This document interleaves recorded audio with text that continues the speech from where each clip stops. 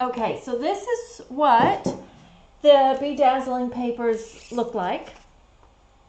So you can see that it's got almost like a disco look. It's got little circular glitter pieces on it. So they're not really fine like some of our other glitter papers. Now these do come as a 6x6, so you're not surprised when you receive it, and you get 8 sheets in a pack. Now these are not for purchase, these are free with an order with me during August and September. Now the reason why I put these out, these are the new brushed metallic adhesive dots and the gilded gold gems. These are in the annual catalog and these ones are brand new.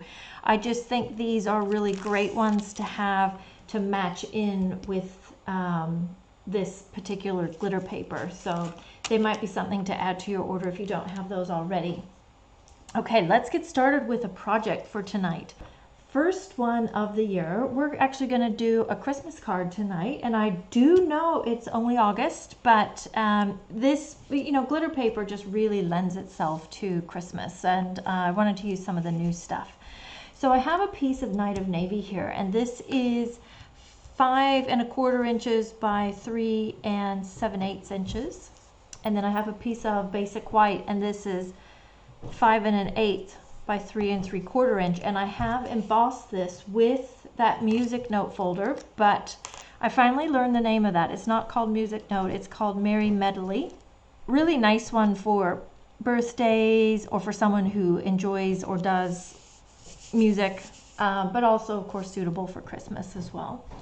Now, before we put that on a card base, though, we're going to do our embellishing. And I think I'm going to start with the glitter paper. Actually, I'm going to show you what I'm using before we start. I'm using this bundle here. It's called Christmas to Remember.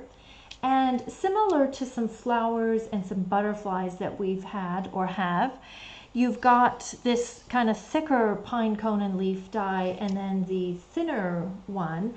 And they're meant to be cut in 2 different colors or similar colors and layered on top of each other. So you've got kind of the outline and then the detail that lays on top. And then the same thing for these pine cones. And these pine cones do then also layer into this die. And then you have the stamp set that goes with it is just some really nice words. And I think I'll be using this one quite a bit.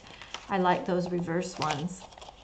So I have cut the die, the detailed die out of the Be Dazzling glitter paper already. And what I'm going to do is actually color it. So what I'm going to use to color this is a spritzer filled with isopropyl alcohol and Night of Navy ink. You could use your Stampin' Blends, which are the alcohol-based markers. However, I think because this is glitter paper, it's a little bit rough. I think it would be in large areas a bit rough on your markers. So this is basically the same thing as an alcohol-based marker. It's just in a spray form. So this is, you would need these little bottles of ink and some isopropyl alcohol, and you just put it in and mix it up. And those are the same ink refills that you use to refill your ink pads. Okay, so just make sure of where you're spraying, which is how I ended up with the blue thumb, and then just go ahead and cover this in the ink. Okay, so you can see it can be a little bit messy. I'm okay with messy so long as it doesn't get where I don't want it. And then I'm just going to set this aside to dry while we work on some other things. I think next I'll grab this piece, which is the underlay piece of the die, and that's cut out of Pool Party. And just for interest, I'm going to use my Pool Party ink and my Pool Party, or no, just the Stampin' or the blending brush. Sorry, I'm getting myself distracted. Anyway, I'm just going to blend a little bit around the edges. So let's move those out of the way. And this piece, it should dry fairly quickly because it is alcohol, although you can put it under your heat tool. So if you look at our original one that I haven't colored and then this one, you see that it has come out quite blue, which is nice that we can color it to match whatever we want. So I'm just going to turn it over and put a little bit of glue on the back. I'm not going to worry too much about getting glue all over everything because I'm going to put some things on top which will hold it down as well. So we just need to kind of get it so it's going to stay. Oh, so gorgeous. So pretty. Love that. And what we're going to do is use the words from this Christmas to Remember set, but I'm going to color it in 2 colors. So I'm wondering if anyone out there has not seen this before, where instead of using our ink pad, you're going to color your stamp with your markers. That way you can get 2 or 3 or 4 many colors on the one image. But the other great thing is if you only wanted that love and joy, you could just color that and then stamp it and omit the words that you didn't want on there. So now I'm using Pool Party, and you'll notice that I am using the thick end of my marker, but I'm just using this side because you really don't want to ruin that tip or make that tip fray any faster than it's going to naturally. Okay, and then we'll stamp that down. And I love that look. It's a really nice way to accent certain words in a saying. And then I've cut another one in Night of Navy, but you'll see that it's the same size.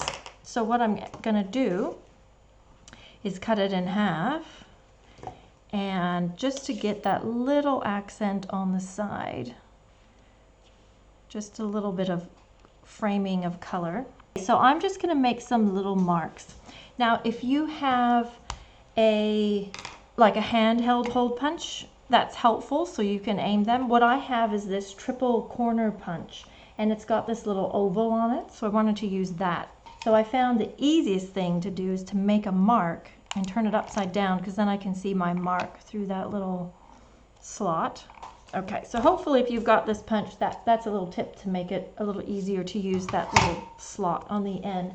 So this little tip, every time I do this in class, it's a little bit mind-boggling. So maybe if you've got a video, this will help because you can see it again.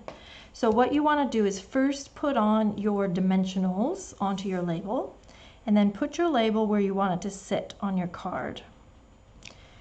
Okay. So let's go for the ruffles, and then we're going to cut just a couple of short pieces of ribbon, just 2 or 3 inches. These are probably overly generous, and then we're just going to slot one through each side. Okay, now we're going to grab our tape, and then we will just take the ends of these and wrap them around the back. Okay, and then do the other side. All right, so there you have it. It looks like it's been looped through the slots, wrapped around and looped through again, but actually it's just 2 very small pieces wrapped around and through the hoops, or through the holes. And then I'll take a separate piece, I'll give myself a generous amount, and I will then, oh, I gave myself way too much. Just loop it under that ribbon and tie a bow. So I've tied the knot. Now, a lot of people struggle with tying bows. I'd say 90%. Really, it's right here when you make the knot. That's the most important thing. So whichever way these tails are going when you've made the knot is the way your bow is gonna lay. So you want to make sure that that knot is correct first, and then I just make 2 loops. You maybe tie your bows differently, and that's okay. Okay, this ruffled ribbon's a little bit thick, but that's all good. So then we'll just tie it like that and trim our ends. Okay, and then if you need to glue dot your ribbon so that it's sitting how you want, then do that. Everyone needs glue dots in their stash, particularly to make their ribbons behave. Okay, then we're ready to put it on our card front, and I put my dimensionals on. I don't normally put them on the card front, but just for speed during a video, I got them ready. And then put that onto your card base. Then we just need to add some gems. And I do recommend that everyone have these real red rhinestones, because you cannot use your blends and actually get that true of a red color.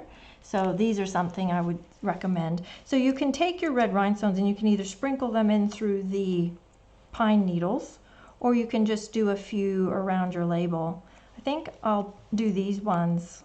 I did a sample just around the label, so I'll do these ones kind of sprinkled around the pine needles, and then we can see which way we like it better. I'm going to run out, so that's it. Oh, it looks a little off balance. Okay, there we go. All right, so this is the one that I did earlier. So the only real difference is I used the other ribbon, the satin ribbon, which is actually my preference. Even though I love that ruffled ribbon, I liked the smoothness of this and then wanted all the texture to be on that glitter. But it's just personal preference. And then I just did a few rhinestones scattered around, whereas this one I put more in. So you can decide which ones you like better. All right, now let me show you a few other little things you can do with this glitter paper. So this one is a sample, I wrote it down, inspired by a lady named Catherine Proctor. She used different papers and things, but I liked this idea of using that deer punch with the glitter paper. And she's got one with antlers and one without. So you might wonder how I've got them facing two different ways. So one of them you punch with the glitter side up, and the other one you punch with the glitter side down, and then you have deer facing opposite ways. So hopefully that makes sense. And this paper is also a celebration gift, the one called Peaceful Place. And that one goes with the deer punch in any case. So it's quite a good one. And so that's just a really simple card, but I thought it was really nice. All right, so then this one is what we call a clean and simple card. So it's all white, and then I've gold embossed with, this is definitely gonna be my favorite word set for Christmas. This one's called Heartfelt Wishes, and for those of you who've been around for a long time, well, I should say been around Stampin' Up! For a long time, very much like the old wonderful words that we had, I don't know, probably 12, 13 years ago at least. And just so beautiful, so nice. And this one I have cut the snowflake and spritzed it with polished pink this time to give you a nice pink snowflake. And I was gonna say, it is way easier to cut it first and then spray it second, like I did with the sample that I showed you. If you spray it first and then cut it, it's actually much more difficult, I think, because it's still a little bit wet. So that's just a little tip. Hopefully that will help you. Okay, then this card is inspired by a really nice lady I know called Patty Bennett. Hers is slightly different, but I zhuzhed it up just a little bit more. But I loved this idea of spritzing the Be Dazzling Glitter paper. And then I've cut it out with that Nature's Harvest die set, and did some different colors, and just made a relatively simple card, but just so nice with the different colors. Okay, then this sample is one that was inspired by a masking card that I had, where you just stamp, you mask off that middle section, and then you just stamp your different images. And this one is using a Christmas set called Merriest Moments, but I've done it in non-traditional colors and made it not a Christmas card. So I've used this set again, but used the Much Gratitude. So this is, you know, completely not a Christmas card. And this one I just left that glitter paper natural, the color that it comes, and it's quite nice that way too. And then this sample is one that is part of my current Stamp-A-Stack, and this beautiful fern from the Artistic Dies is cut with that beautiful Be Dazzling papers. It's quite a pretty one. All right, so I hope you enjoyed that, and leave me a comment. Let me know what you think, and if you have any questions, then please leave them below or get in touch. And thanks for joining me tonight. I'll see you next week. Bye-bye.